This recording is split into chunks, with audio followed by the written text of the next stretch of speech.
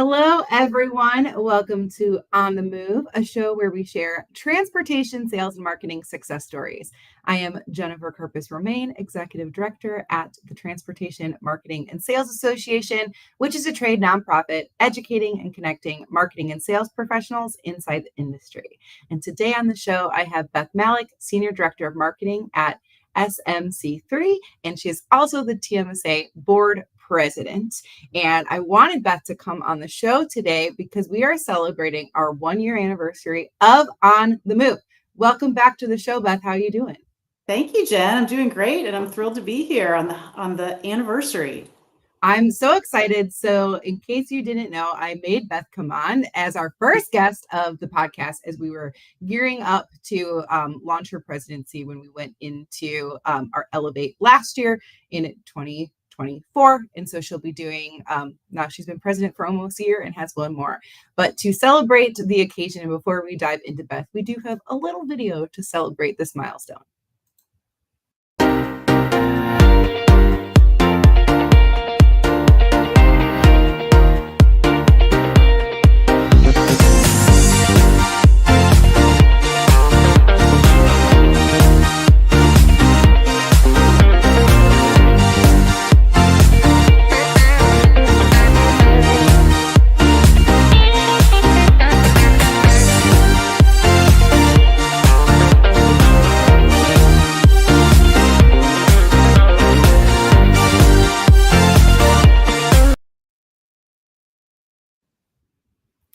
Yay! How fun! It was fun. I just keep seeing the transition of the length of my hair in all of those videos, which made me and the transition to purple, and then as it goes in and out. But the podcast was something I really wanted to do and was so happy to have the board support. It's been an awesome experience to be able to sit and interview and talk to our members and our speakers and everyone involved in the association. We have such great thought leaders and different perspectives, and it's been really rewarding. So it's been really cool to be able to do that. I'm really happy to have you back on the show.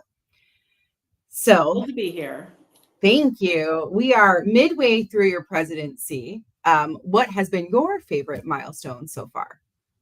Yeah, so another anniversary coming up with my year anniversary in my 2-year term as president of TMSA. And I think that's a great question. It's hard to choose just one, but I'd have to say celebrating TMSA's 100th anniversary was a standout moment, marking a century since our founding in 1924.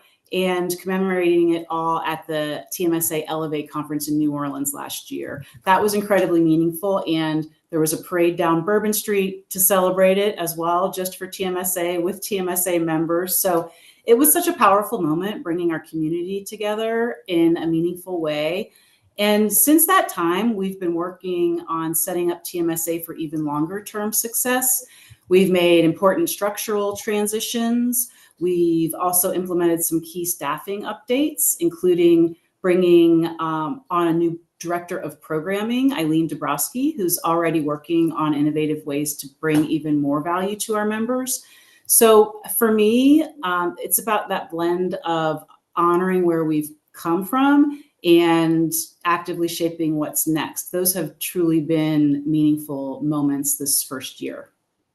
I would agree that I enjoy Elevate every year, but last year having the combination of, because I remember going into that event, we're like, we want to honor where we came from, but also be cognizant that some people are stepping in the door for the first time at TMSA. So they might not care about this legacy that we have and still wanting to put on a successful conference where people can be educated and network and learn. So it was a tough kind of nut to crack to be able to do all of those things. And it was really cool to see it all together and have everyone really celebrate in such a big way. Yeah, that was awesome. And then you did be able to become president. So just for people, if they don't know, when you sign out to be a president at TMSA, you are committing 5 years of your life to the organization, which is quite a commitment because they serve as president-elect for 1 year and then president for 2 years and chairperson for 2 years. So you were named president last year, but you had already served 1 year in the president-elect. But when you were announced president last June, the industry, the world has kind of been in a tough and uncertain economic landscape pretty much that entire time of your presidency. And so how do you weather the storm of that? Yeah, so it's that's true. But honestly, when I look at this past year and think about that question, the storm didn't really start with my presidency. It's been brewing since early 2020. The transportation and supply chain markets have been through wave after wave of volatility, from the pandemic, the massive supply chain disruptions, to the 2021 time freight boom, followed by corrections, inflation, and now going into this ongoing uncertainty really in 2024 and now in 2025. I stepped into this role last year knowing that I was joining a long line of great leaders who had navigated these headwinds and others. My focus has been on guiding and stabilizing our structure, the board, committees, because they're all feeling these challenges too. We've been intentional about monitoring our finances closely while doubling down on the value we deliver to members, because our members are going through this together with us. And at the heart of it, I think it's about communication, community, playing the long game, and supporting our members now, and continuing to grow member value, building for that stronger future ahead of us. Absolutely. I do think that this industry, this community inside TMSA really does go through things together, and being able to communicate and help each other through it has been really helpful for myself, but also any of the members that we talk to about it. So I think that's a really good insight. Thank you for that. And you're right. You've been around the past leaders of the board because you have served on the board of directors for 10 years prior to taking the presidency. And I'm curious, from your perspective, now that you've been in that leadership role, what is the biggest difference between serving on a board and leading a board? So over those years of serving on the board, I have had the chance to serve in a few different roles, including on the executive team as treasurer, which gave me a solid grounding, especially when it comes to financial strategy and stewardship of the association. And looking at those positions, when you're working on a committee or focused on a specific area like finance, education, marketing, recognition, any of our areas in our committees, you are really dialed into that piece of the puzzle. And when you step into the president role, your perspective has to broaden. Now it's about connecting all those pieces, more so than being an expert on individual ones, and making sure everyone's aligned and empowered in their roles. So we're moving forward as one. One of the biggest shifts also has been the partnership with you, Jen, TMSA's executive director. As president, we work closely together to make sure what's being discussed at the board level translates into meaningful actions across the organization. So it's a balance of big picture leadership, but also day-to-day support as well.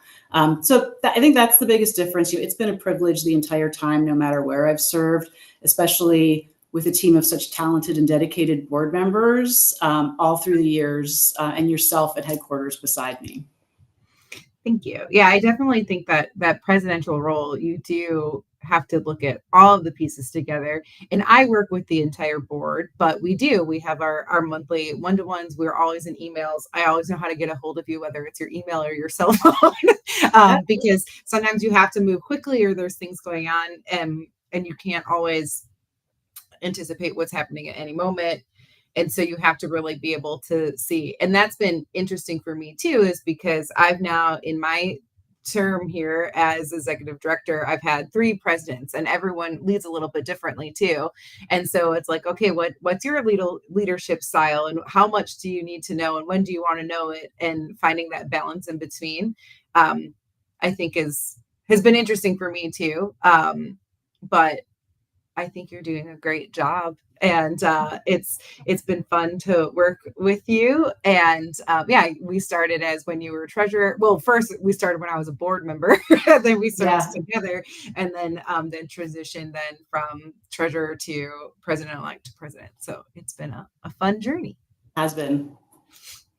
And I do want to note that all of our board and committee members are volunteers of the organization. And so you're a leader in your day job, but also a leader at work. And I'm curious if you approach those leadership and guidance differently in a volunteer capacity.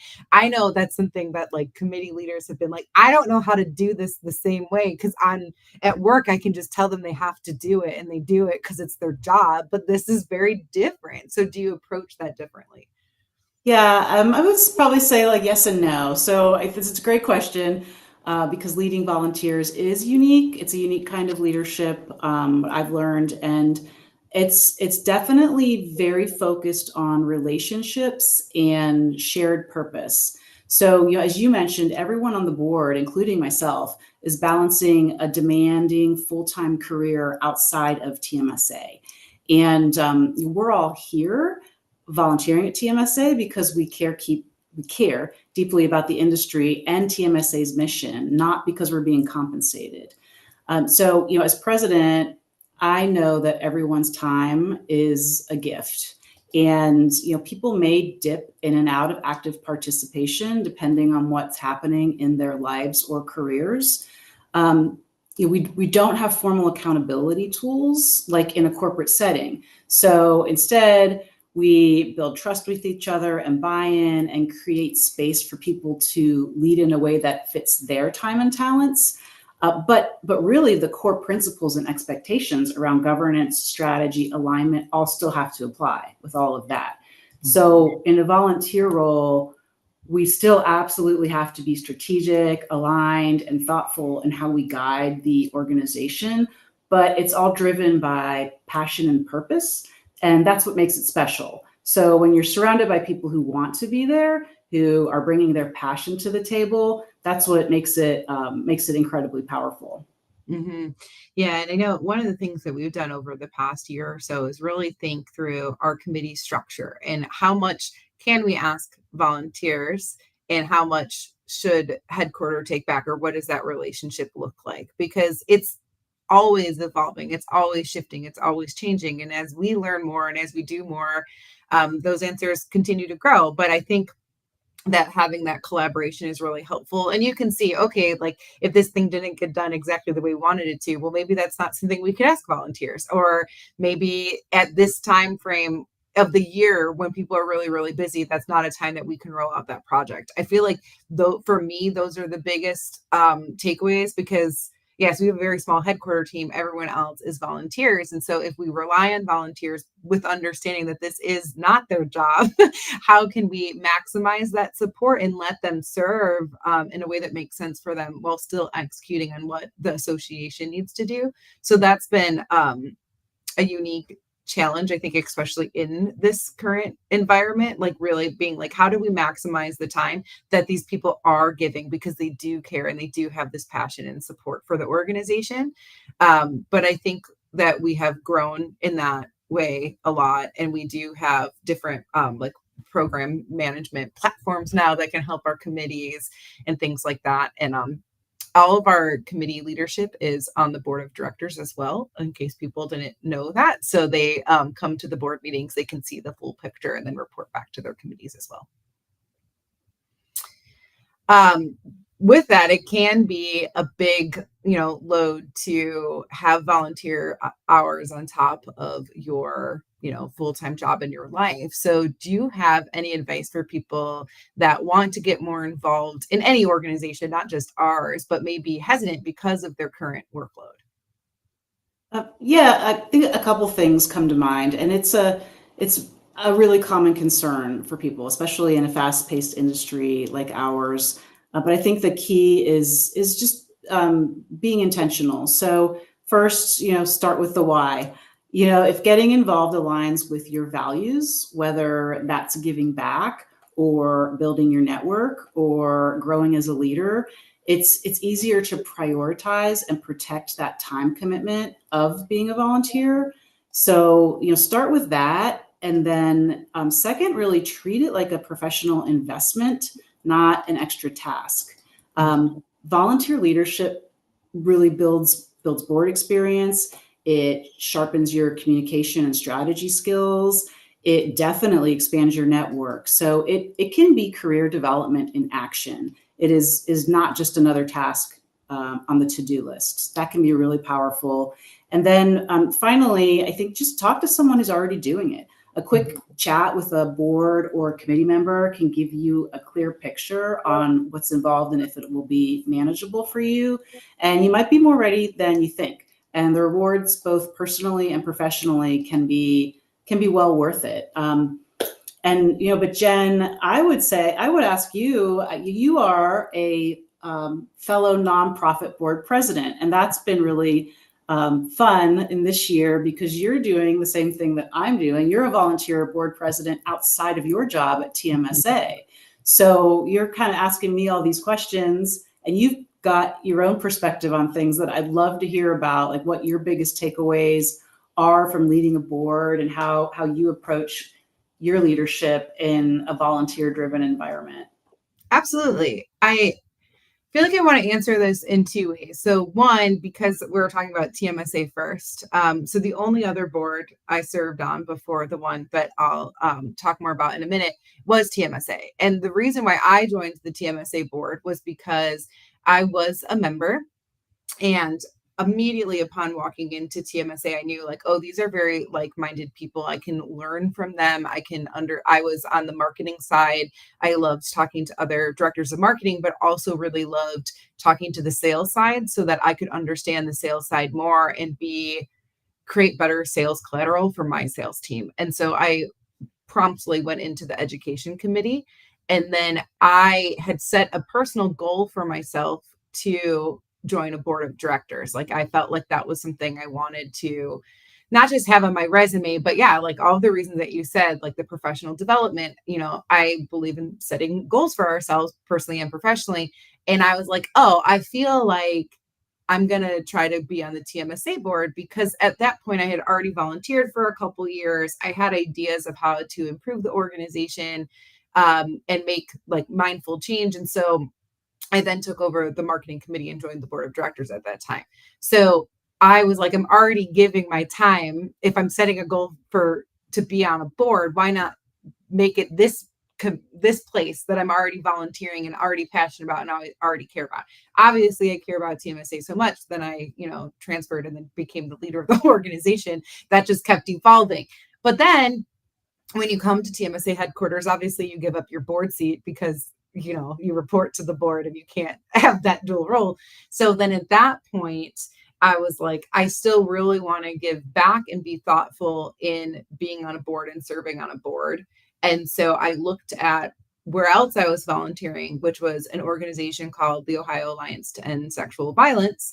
And I was doing marketing communication support for them in a volunteer capacity. And so it was in 2022, I kind of came off the board at the end of TMSA board at the end of 21 and then joined the OASV board in 2022 because I still thought it's important to give back and to do it in a really thoughtful way.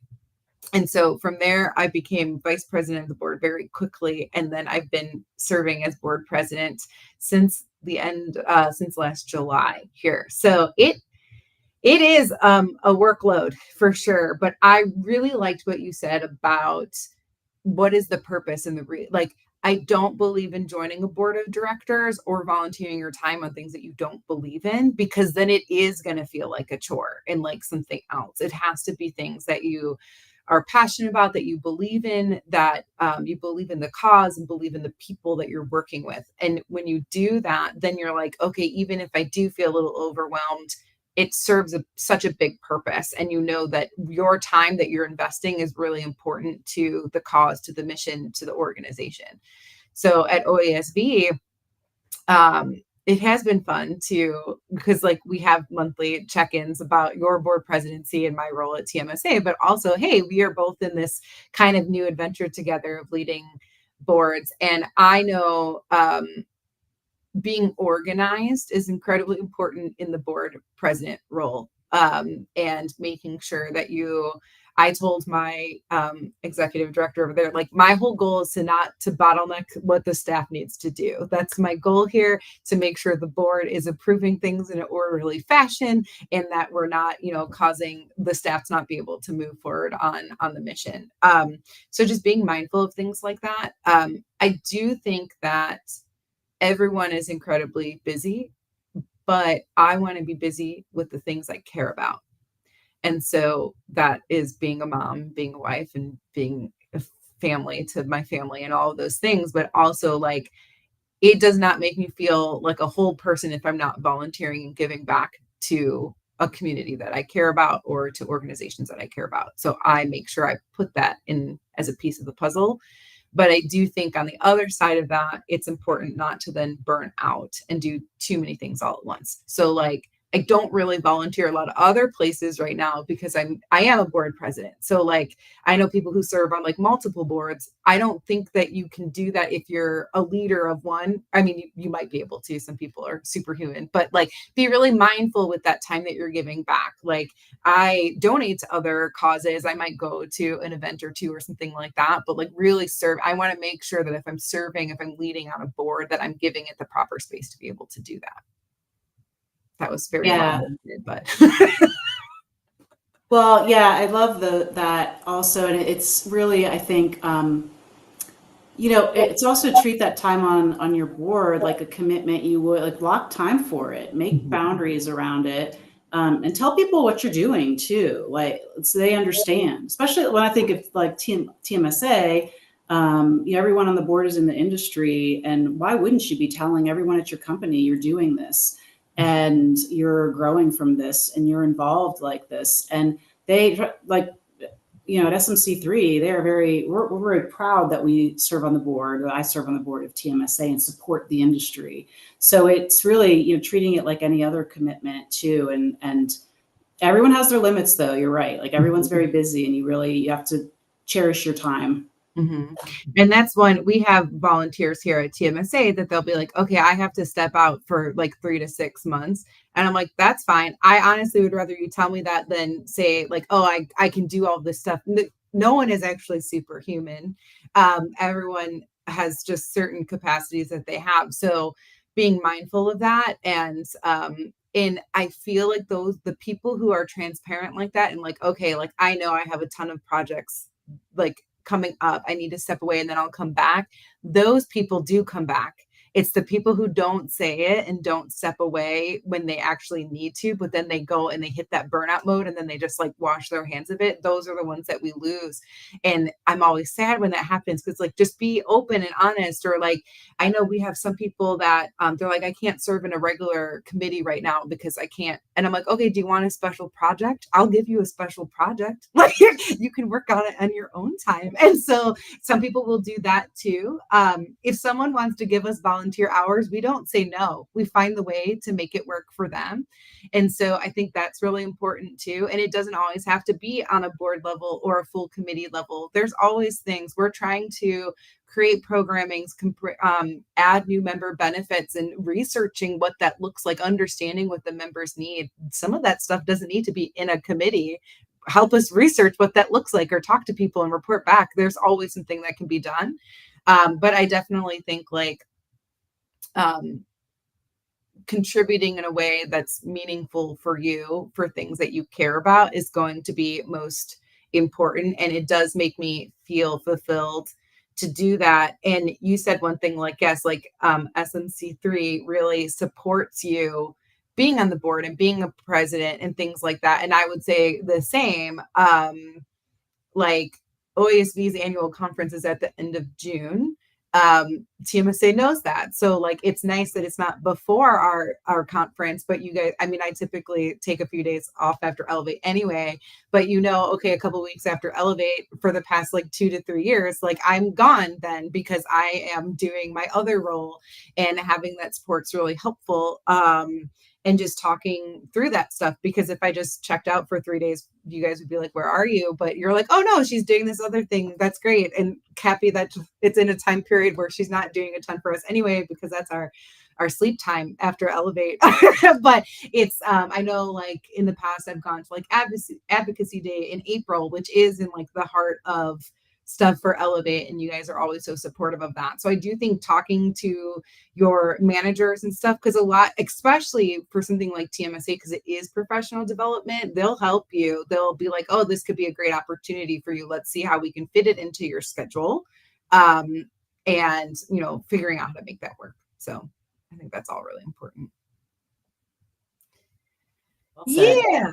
So it's a journey for sure. But I do think I try to look through everything as, what's the purpose? Why are we doing this? And how can we do it together? So, and you then with that will be entering your second year as president when we hit June. So what are you looking forward to in that second year? What are you looking forward to as we come up on Elevate and Executive Summit this year? Yes. Oh, wow. Okay. So, yeah, as I move into my second year, the 2-year term, it's all about, I would say, building on a strong foundation we've set. So year one was about solidifying the structure, celebrating our 100th anniversary, bringing on key new leadership, and now I'm really focused on continuing that momentum and delivering on the association's strategic plan with the board and with our headquarters staff. So that's what I'm looking forward to the next year. You're looking ahead to the Austin, the conference in June, the Elevate conference. I am always excited about networking opportunities with our attendees and sponsors, of course. We've got a fantastic lineup of education sessions this year. I'm really looking forward to our keynote, an expert on brand storytelling that she really doesn't just talk about storytelling, but how to take it beyond the basics to amplify your marketing. And she's even got, to make it more actionable, a post-conference workshop, I think the next month, that's free to those that attend to put everything they learn to work. So I think that's going to be a $100 charge extra, but okay. No, great value. Well worth it. Yeah. We have I think we got an economic panel that will dive into some really valuable insights for today, like we talked to our environment. We've got South by Southwest team there to talk about their marketing efforts. So it's going to be a great chance for people to connect and learn from each other this June. So then in the fall, we've got the Executive Summit, and that's more intimate, focused on senior leaders discussing the future of our industry. So I'm looking forward to both events and seeing our community come together and learn from each other and network in such meaningful ways. Absolutely. I'm really looking forward to how both of these events are shaping up. You can learn more about both of them at tmsatoday.org. But registration for both is open. And if you register for both at the same time, you can get a $200 discount if you bundle your registration, which is really cool. But like you said, South by Southwest is coming to Elevate. The economy panel, I'm really pumped about. I was actually, we make our speakers turn in slides like 3 weeks in advance, but we all agreed that economy can wait till the very end because the way things are going, like if we make them turn in those slides early, it could be out of date. But because we want to give the most informative, most up-to-date information that we can. We also have a shippers panel, which is always a huge hit, people wanting to hear directly from the shippers and engaging with them. And then we have breakouts, which will be very targeted marketing, sales, and then general for people who want to learn about both. And then this year we actually have a demo track. So we have some technology providers that are coming to show how exactly you can utilize platforms and really engage, what they think is so important because everyone wants to be doing more efficient work, and how can we lean into our tech stack to do that? So really being able to see that in a real way is going to be incredibly impactful. And then one of my favorite things that we added to Elevate last year was our 15-minute storytellers. So we have Robert Bain, the strongest man in logistics, and Christy Knichel, who's CEO at Knichel Logistics, coming and telling their stories, which I'm so excited about. I just confirmed Christy, and really excited because one of the things I've always loved about her story is even though she took over her father's company, she really started at the ground floor and worked every single job there. So she didn't just step into the leadership role not knowing how the company worked or what they did. And I think that's incredibly impactful and something that sales and marketers can really learn about, because we're always, we're not always given that scope and we don't always shadow those jobs. And so hearing how she did that and being able to apply that to our roles, I think will be incredibly impactful for our audience. So really excited about that. And Austin's just a fun town too. So excited to go there. I will be doing site visits for next year in the coming week. So we will announce that where we will be headed for the 2026 Elevate conference in the member meeting at Elevate. So all exciting things. Anything Absolutely. else to add to your next year? Yes, I love the demos. The demos I think will be really interesting too this year. I love that we added that. Yeah, I'm excited. Okay.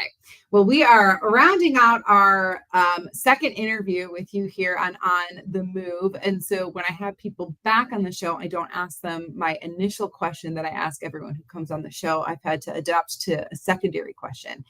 And that's, if you could go back to one day of your life and relive it, what day would you go back to and why?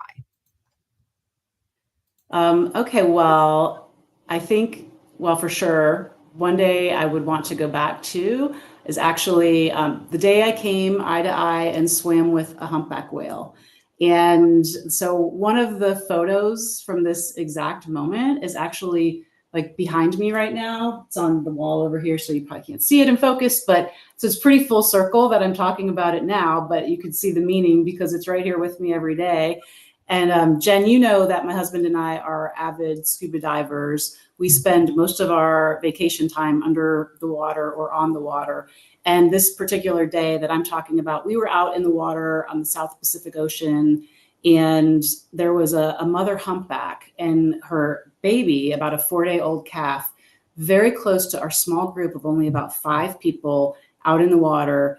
And the calf was very curious. It was swimming close to us, and then it would like run back to its mom, like kids, right? And it would kept doing that. It would get a little closer, and we all just were, of course, absolutely amazed. We stayed very calm, observing in awe for it was a long time. They stayed with us, and it was just beautiful. And I was off to one edge of the group, off to the side, and we're in this wonderful setting, and suddenly I just felt this presence, like when someone's standing too close to you, only on a much grander scale. And I turned, and there was a third whale. It was a full-grown adult male whale that had probably been there the whole time, and it was just a few feet away from us in the water. And it breached its head slightly. I was above the water at the time. It looked me in the eye. And we both, with our eyes locked, put our heads under the water, still looking at each other. And we held this gaze, as it just swam past me, curious, calm, like truly awesome. And it was so close, I could have touched it. Its pectoral fin was coming right at my head, which I didn't even know because we were looking at each other in the eye. There's a video of it though. And it just calmly, in complete control, lifted up its fin around my head and moved along while it was looking at me. And there was just this, there was just this unspoken understanding, like, I see you, I'm interested in you, we are different, but we're not threats to each other, so we can share this space and time here together. And they swam off. And long after I stopped screaming with joy in the water and could actually sit back and reflect on the situation, what struck me the most was the connection between these two completely different beings that we truly had, meeting in a moment of curiosity instead of fear. I could have easily panicked, but it was just, we were both just so calm. And I think it's just an example of how we show up, how our presence can impact the world around us in ways we might not even realize. So, I'd go back to that day in a heartbeat, because sometimes the universe, I think, reminds us that we're part of something much bigger. And that was definitely a time for me. I mean, I That's would where go I back to go. that day too. That's a great story, and I want to see the videos now. And I have video evidence, which is crazy. So cool. I do know that you scuba dive because my son is obsessed with underwater creatures. So Beth so nicely sends them on her journeys so he can watch vicariously from our couch. But that's an amazing story. This is why I love asking these questions, because we talk regularly and never have I known that you went face to face with the humpback whale. So what an I'll incredible show you a story. picture. I think I've shown you that picture. That's just the baby. So that was just a Mhm. 4-day-old calf, but the big Ugh. one was the one that was like, right. We were just having our moment together. Well, what an incredible story. So glad that you shared it with us. So happy for everything that you do for TMSA and getting to work with you, and excited that you came back on the show.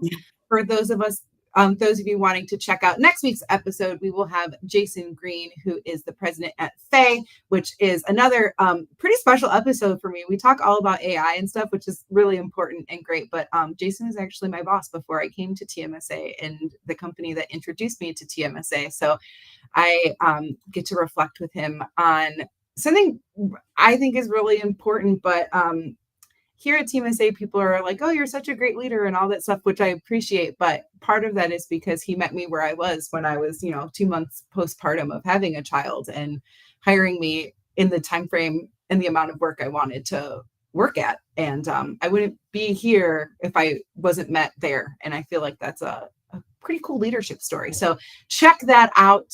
And we hope to see all of you in Austin, Texas, June 8th through 10th for our Elevate conference. And thank you again. Happy 1 Yeah, year thank you. On the Move, and happy to have you back on the show. Thank you. Bye.